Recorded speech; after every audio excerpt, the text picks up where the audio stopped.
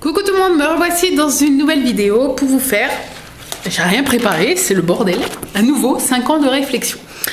Alors, on s'était arrêté où hein? C'est une bonne question. Ah oui, la dernière question à laquelle j'ai répondu, c'est le 10 avril, une corvée dont vous vous êtes exempté aujourd'hui. J'avais répondu passer l'aspirateur. Très bien. Alors, on reprend le 11 avril, un bruit reflétant votre humeur de la journée. J'ai marqué un marteau qui tape non-stop, merci la migraine. Oui, parce que j'ai au moins une bonne migraine par semaine, contrairement à avant. Alors, je sais pas si c'est un rapport, mais contrairement à avant ma grossesse où j'ai jamais été vraiment une grosse migraineuse. Avant ma grossesse, on va dire, je me tapais une grosse migraine une fois par mois, voire une fois tous les 2 mois. Bon, on va dire une fois par mois, parce que, ouais, un mois, c'est quand même assez long. Une fois par mois. Là, c'est une fois par semaine où j'ai une migraine, donc quasiment toutes les semaines, hein, où j'ai une migraine à en avoir des nausées tellement ça me tape dans le crâne. Et voilà, je sais qu'après je suis tout le temps en train de bidouiller les petits bijoux, donc je suis quand même assez concentrée. J'ai aussi les écrans, toujours mon téléphone ou toujours l'ordinateur pour bosser à portée de main, donc ça n'arrange pas le truc. Du coup j'ai des lunettes de vue avec une faible correction, avec une correction un peu différente à chaque œil, mais quand même une petite correction que je ne mets jamais parce que j'ai du mal à je vois trop les montures en fait, quand on n'est pas habitué aux lunettes c'est un peu compliqué. Et du coup, je vais essayer de les porter plus pour bosser et quand je suis sur l'ordinateur, enfin ouais, quand je suis dans l'atelier en fait, je vais essayer de les porter un peu plus pour voir si ça peut régler un peu ce problème. Mais je compte en parler au médecin parce que c'est vrai que depuis mon accouchement, elles sont assez régulières en fait. Voilà. Le 12 avril, qu'avez-vous appris récemment? J'ai marqué rien en particulier. Il n'y a pas de scoop, il n'y a pas de truc que j'ai appris récemment. Donc voilà. Pas de nouvelles, bonnes nouvelles, hein, comme on dit. Si vous entendez ronfler, c'est Merlin qui est à mes pieds. Voilà. Le 13 avril, comment passer idéalement un dimanche matin?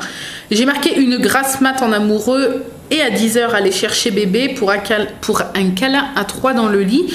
Puisque Arthur, depuis, il fait ses nuits depuis qu'il a 1 mois et demi et il fait 21h, 10h du matin. C'est son rythme, c'est comme ça.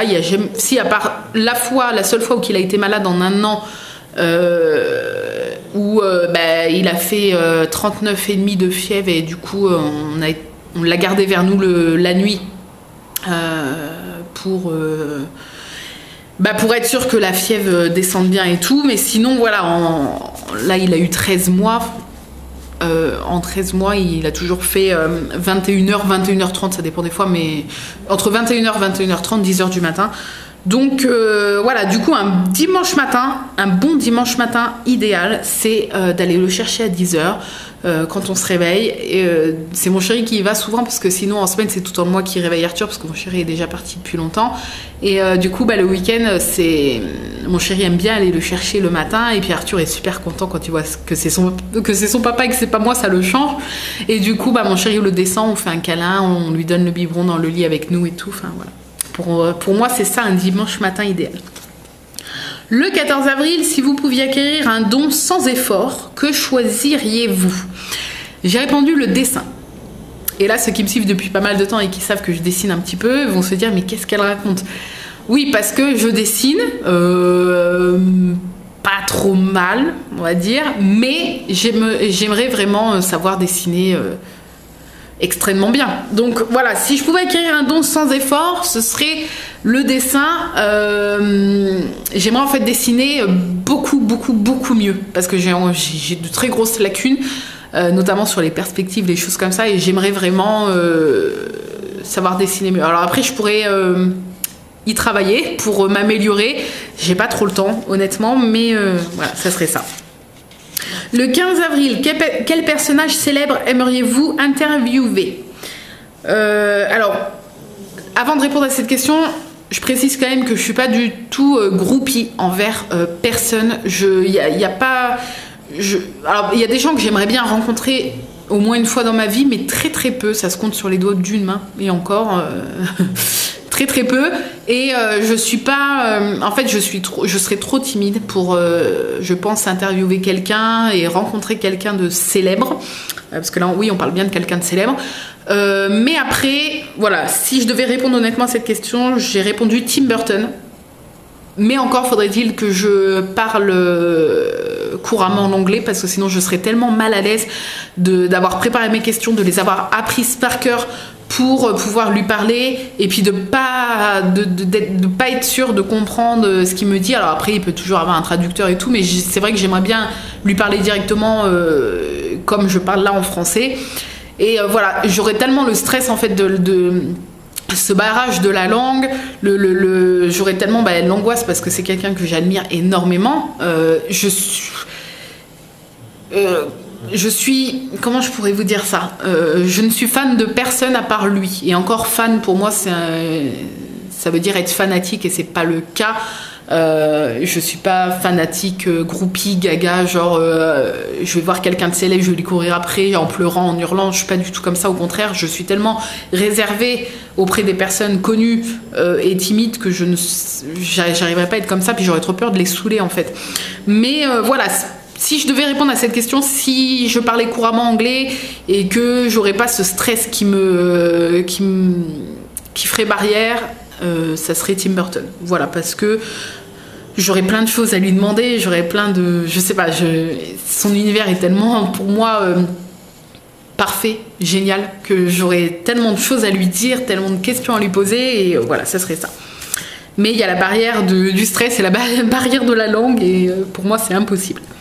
Mais j'aimerais bien le rencontrer au moins une fois dans ma vie, j'ai un vrai autographe de lui, signé de sa main, mais je l'ai acheté, enfin entre guillemets, il a signé un bouquin et une lithographie de sa main, donc j'ai deux signatures vraiment de sa main, ce n'est pas des photocopies, mais il me les a pas fait à moi directement, parce qu'il les a fait dans un bouquin que j'ai acheté, et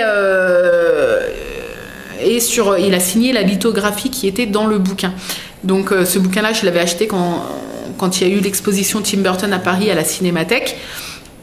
Et voilà, il y a été le premier jour à l'ouverture de cette exposition, mais je n'avais pas pu y aller. Du coup, il y avait quelques exemplaires de ce livre en vente avec les lithographies et deux signatures à l'intérieur. Et j'ai craqué, c'était 300 €, je crois, 349 €, et pour moi c'était vraiment the achat plaisir. J'ai craché un postillon, je ne sais pas si vous l'avez vu.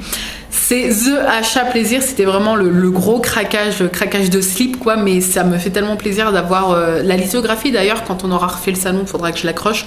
Mais ça me fait tellement, ce bouquin est énorme, il fait plus d'1 kilo, je crois qu'il fait 1,5 kg, c'est vraiment, il est très complet. Et puis le fait d'avoir deux signatures de lui, même s'il me les a pas fait pour moi directement, qu'il les a fait pour le livre, mais voilà, je suis trop contente. Mais ouais, j'aimerais vraiment le rencontrer pour avoir une petite dédicace sur quelque chose à mon nom, et une photo, ça serait trop bien. Je sais qu'il accepte pas souvent les photos, mais ça serait trop bien une photo de lui et moi. Ça serait mon objectif, on va dire, pas dans la vie, mais mon objectif si je le rencontre un jour. Voilà. Merci Merlin. Oui, voilà. Hein. Merlin est très fatigué de ses journées, c'est fatigant d'être un chien. Le 16 avril, un sujet politique qui vous intéresse. J'ai marqué aucun, la politique, je m'en fiche complètement. Et je crois que j'avais répondu un peu à la même chose à une autre question. La politique, je pourrais même pas vous dire le nom de tous les candidats, parce que on regarde pas déjà la télé depuis plus de 2 ans. Largement, ça va même faire environ 3 ans qu'on regarde plus la télé avec mon chéri, et la politique, ça me donne tellement la migraine, je m'en fiche complètement. Le 17 avril, selon vous, quel est votre plus gros défaut? J'ai marqué, je suis parfois trop gentille. Alors c'est souvent, c'est pas un défaut on va dire, mais quand c'est trop, quand on est un peu trop bon, trop con comme on dit, ça peut devenir un défaut.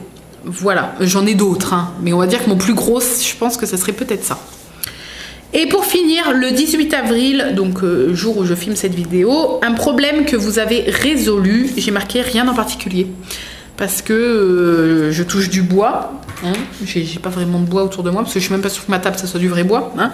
Mais bref, il n'y a pas eu de problème entre guillemets dernièrement, donc je n'ai rien eu à résoudre. Voilà. mais tant mieux, n'est-ce pas? Bref, donc c'était ce nouveau 5 ans de réflexion. J'espère que cette vidéo vous a plu.